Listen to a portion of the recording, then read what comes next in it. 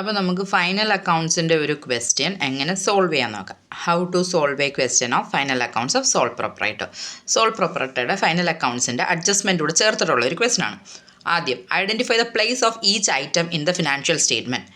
അതായത് ആദ്യം ഓരോ ഐറ്റംസും ഫിനാൻഷ്യൽ സ്റ്റേറ്റ്മെൻറ്റിൽ എവിടെ വരും എന്നുള്ളത് നമ്മൾ ഐഡൻറ്റിഫൈ ചെയ്യണം. നമ്മളെ ക്വസ്റ്റ്യനിൽ കുറേ ഐറ്റംസ് ട്രയൽ ബാലൻസ് ലിസ്റ്റ് ചെയ്തിട്ടുണ്ടായിരിക്കും.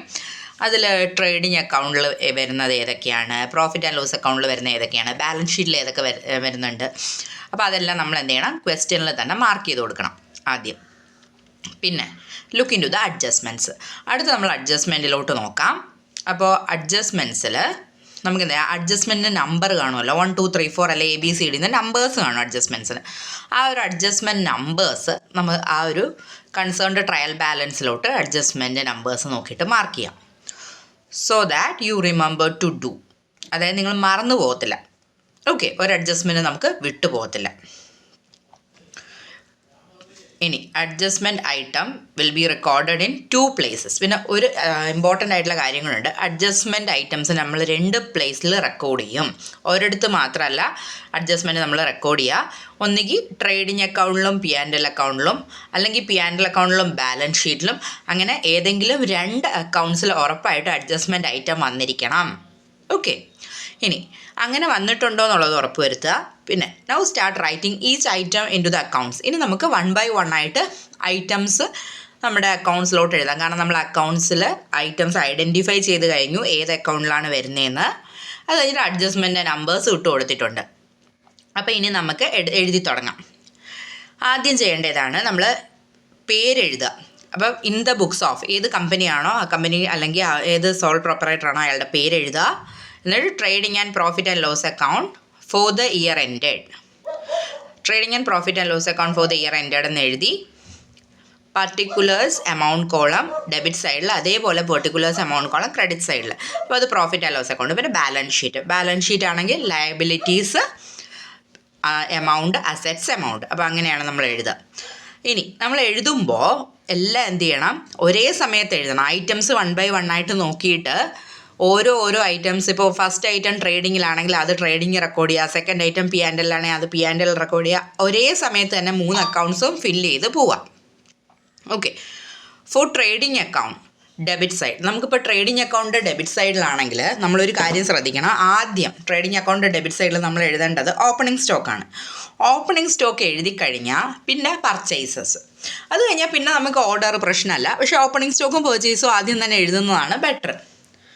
പിന്നെ ക്രെഡിറ്റ് സൈഡിൽ ഫസ്റ്റ് ഐറ്റമായിട്ട് എപ്പോഴും നമ്മൾ കാണിക്കാറുള്ളത് സെയിൽസിനെയാണ്. അത് അങ്ങനെ തന്നെ കാണിക്കുക. പിന്നെ വരുന്നത് ക്ലോസിംഗ് സ്റ്റോക്ക്. അപ്പോൾ ഇത്രയും ഐറ്റംസ് ജസ്റ്റ് പ്രോപ്പർ ഓർഡറിൽ നമ്മൾക്ക് കാണിക്കാം. പിന്നെ പർച്ചേസ് റിട്ടേൺസ് ഉണ്ടെങ്കിൽ അത് പർച്ചേസിൽ നിന്ന് ലെസ് ചെയ്ത് കാണിക്കുക.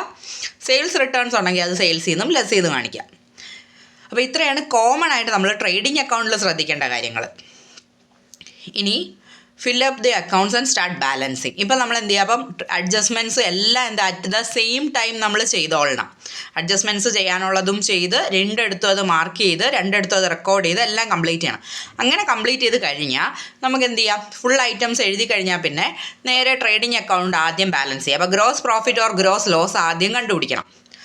അപ്പോൾ ആദ്യം നമ്മൾ എങ്ങനെയാണ് ബാലൻസ് ചെയ്യാന്ന് വെച്ചാൽ, ട്രേഡിംഗ് അക്കൗണ്ടിൽ ഡെബിറ്റ് സൈഡ് ടോട്ടലും ക്രെഡിറ്റ് സൈഡ് ടോട്ടലും നമ്മൾ പ്രത്യേകം എടുക്കും. എന്നിട്ട് ഏത് സൈഡിലാണോ വലിയ ടോട്ടൽ വരുന്നത് ആ വലിയ ടോട്ടലിൽ നിന്ന് നമ്മൾ എന്ത് ചെയ്യും, ചെറിയ ടോട്ടൽ വന്ന സൈഡിനെ മൈനസ് ചെയ്യും. നമുക്ക് ക്രെഡിറ്റ് സൈഡാണ് കൂടുതൽ, ഡെബിറ്റ് സൈഡ് കുറവാണെങ്കിൽ നമുക്ക് പ്രോഫിറ്റ് ആയിരിക്കും. അപ്പോൾ നമ്മൾ ടു ഗ്രോസ് പ്രോഫിറ്റ് എന്ന് പറഞ്ഞിട്ട് ഡെബിറ്റ് സൈഡിൽ എഴുതും. അപ്പോൾ നമുക്ക് പ്രോഫിറ്റ്. ഇനി അത് കഴിഞ്ഞിട്ട് ആ പ്രോഫിറ്റിനെ നമ്മൾ എന്ത് ചെയ്യും, നമ്മൾ P&L അക്കൗണ്ടിലോട്ട് കൊണ്ടുപോകും. P&L അക്കൗണ്ടിലോട്ട് കൊണ്ടുപോയിട്ട് നമ്മുടെ ഇൻഡയറക്റ്റ് എക്സ്പെൻസും കാര്യങ്ങളും എല്ലാം അവിടെ റെക്കോർഡ് ചെയ്യും. നമ്മൾ ട്രേഡിംഗ് അക്കൗണ്ടിൽ എപ്പോഴും ശ്രദ്ധിക്കുക, നമ്മൾ ഡയറക്റ്റ് എക്സ്പെൻസുകളാണ് കൂടുതലും എഴുതുന്നത്. അതായത് പ്രൊഡക്ഷനുമായിട്ട് ഡയറക്റ്റായിട്ട് ബന്ധമുള്ള കാര്യങ്ങളാണ് നമ്മൾ കൂടുതലായിട്ട് ട്രേഡിംഗ് അക്കൗണ്ടിൽ എഴുതുക. അതായത് opening stock, purchases, other direct expense. Example പറയുവാണെങ്കിൽ ഡയറക്റ്റ് വേജസ്, പിന്നെ fuel, electricity for factory, lighting and heating in factory, അങ്ങനെയുള്ള കാര്യങ്ങളൊക്കെ ഡയറക്റ്റ് എക്സ്പെൻസ് എല്ലാം. അതുപോലെ എക്സൈസ് ഡ്യൂട്ടി, കസ്റ്റംസ് ഡ്യൂട്ടി, ഇതെല്ലാം നമ്മൾ ഡയറക്റ്റ് എക്സ്പെൻസിലാണ് എടുക്കുക. ഓക്കെ, അപ്പോൾ അതെല്ലാം നമ്മൾ ട്രേഡിങ്ങിൽ എഴുതി. അപ്പോൾ എക്സ്പെൻസും ഇൻകംസും എല്ലാം എഴുതി ബാലൻസ് ചെയ്ത് gross profit or gross loss കണ്ടുപിടിച്ചു. അത് നമ്മൾ പ്രോഫിറ്റ് ആൻഡ് ലോസിലോട്ട് കൊണ്ടുപോകണം. പ്രോഫിറ്റ് ആൻഡ് ലോസ് അക്കൗണ്ടിൽ ഫസ്റ്റ് റെക്കോർഡ് ചെയ്യേണ്ട ഐറ്റം എന്ന് പറയുന്നത് ഗ്രോസ് പ്രോഫിറ്റ് അല്ലെങ്കിൽ ഗ്രോസ് ലോസ് ആണ്. ഗ്രോസ് പ്രോഫിറ്റ് ആണെങ്കിൽ നമ്മൾ പി ആൻഡ് എൽ അക്കൗണ്ടിൻ്റെ ക്രെഡിറ്റ് സൈഡിൽ എഴുതും. ഗ്രോസ് ലോസ് ആണെങ്കിൽ നമ്മൾ P and L account debit സൈഡിൽ എഴുതും. എന്നിട്ട് നമ്മൾ എന്ത് ചെയ്യും, പി ആൻഡ് എൽ അക്കൗണ്ടും ബാലൻസ് ചെയ്യും. അതിൻ്റെ ബാലൻസ് നമ്മൾ ക്യാപിറ്റൽ അക്കൗണ്ടിലേക്കാണ് കൊണ്ടുപോകുന്നത്. നെറ്റ് പ്രോഫിറ്റ് ആണെങ്കിൽ ക്യാപിറ്റലിൻ്റെ കൂടെ നമ്മൾ ആഡ് ചെയ്യും. നെറ്റ് ലോസ് ആണെങ്കിൽ നമ്മൾ ക്യാപിറ്റലിൽ നിന്ന് ലെസ് ചെയ്യും. ഇനി it is added to capital in balance sheet. Now total both the sides of balance sheet it will be equal. Last നമ്മൾ ചെയ്യേണ്ട കാര്യം ഇത്രയേ ഉള്ളൂ.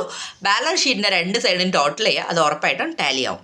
നമ്മൾ ഈ അഡ്ജസ്റ്റ്മെൻറ്റ് ഐറ്റംസ് ഉണ്ടല്ലോ, അത് ചിലപ്പോൾ പി ആൻഡ് എല്ലും ബാലൻസ് ഷീറ്റിലും എഴുതേണ്ടതുണ്ട്. അപ്പോൾ അത് രണ്ടും നമ്മൾ എഴുതിയിട്ടുണ്ടെന്ന് ഉറപ്പ് വരുത്തുക. ഇല്ലെങ്കിൽ ചിലപ്പോൾ നമ്മുടെ ബാലൻസ് ഷീറ്റ് ടാലി ആവില്ല. ഓക്കെ, അപ്പോൾ അത് മാത്രമാണ് ശ്രദ്ധിക്കേണ്ടത്.